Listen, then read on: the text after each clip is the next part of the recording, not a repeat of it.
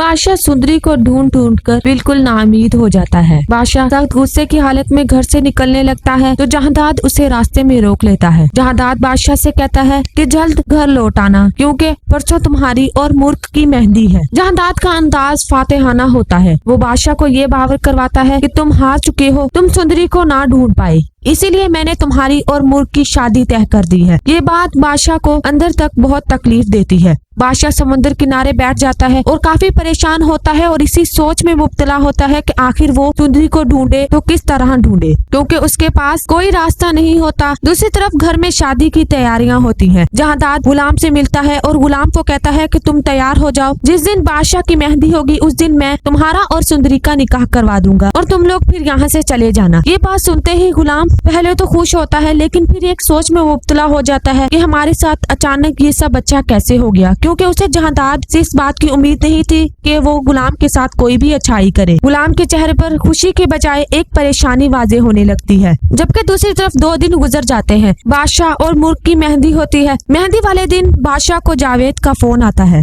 और जावेद बादशाह को बताता है कि सुंदरी कहीं और नहीं बल्कि तुम्हारे ही घर में मौजूद है। ये बात सुन के बादशाह परेशान हो जाते हैं और उससे कहता है कि तुम ये क्या बात कर रहे हो, सुंदरी मेरे घर में मौजूद नहीं। तो जावेद उसी वक्त बादशाह से कहता है कि सुंदरी कहीं और नहीं बल्कि गुलाम के पास है, गुलाम के क्वार्टर में मौजूद है। ये बात सुनते ही बादशाह के पैरों तले से जमीन खिसक जाती है, क्योंकि उसे इस बात का यकीन नहीं होता कि उसका भाई गुलाम उसके साथ ऐसा कर सकता है। बादशाह अपनी मेहंदी छोड़ के जैसे ही गुलाम के क्वार्टर के अंदर आता है तो वो एक मंजर देखकर काफी परेशान हो जाता है और उसका दिल टूट जाता है, क्योंकि गुलाम के घर में गुलाम और सुंदरी का निकाह हो रहा होता है। बादशाह ये मंजर देखते ही सख्त गुस्से में आ जाता है और अपना पिस्तौल निकाल लेता है और गुलाम के सर पर रख देता है और कहता है कि तुम्हारी जुर्रत कैसे हुई, तुमने मुझसे मेरी दोस्ती से गद्दारी की, मैंने तुम पर भरोसा किया, तुम्हें अपने भाइयों की जगह रखा और तुमने मुझसे ही दुश्मनी की, तुम आस्तीन के सांप निकले। बादशाह गुलाम पर हाथ उठाता है, उसे जख्मी हालत में क्वार्टर में फेंक देता है और सुंदरी को लेकर अपने घर आ जाता है। बादशाह सुंदरी को लाते ही अपनी फूफी खुर्शीद बीबी के पास ले जाता है। सुंदरी बादशाह से ये बात साफ कह देती है कि वो शादी करेगी तो सिर्फ और सिर्फ गुलाम से, इसलिए तुम मेरा पीछा छोड़ दो। खुर्शीद बीबी को इस बात का अंदाजा नहीं होता कि सुंदरी कोई और नहीं बल्कि उसकी ही बेटी है, लेकिन उसके दिल में सुंदरी के लिए एक हमदर्दी पैदा होती है। वो बादशाह के सामने आकर खड़ी हो जाती है और कहती है कि इस लड़की पर रहम खाओ, लेकिन बादशाह किसी की नहीं सुनता और खुर्शीद बीबी को कहता है कि आप खामोश रहें, गुलाम ने और सुंदरी ने मेरे साथ धोखा किया।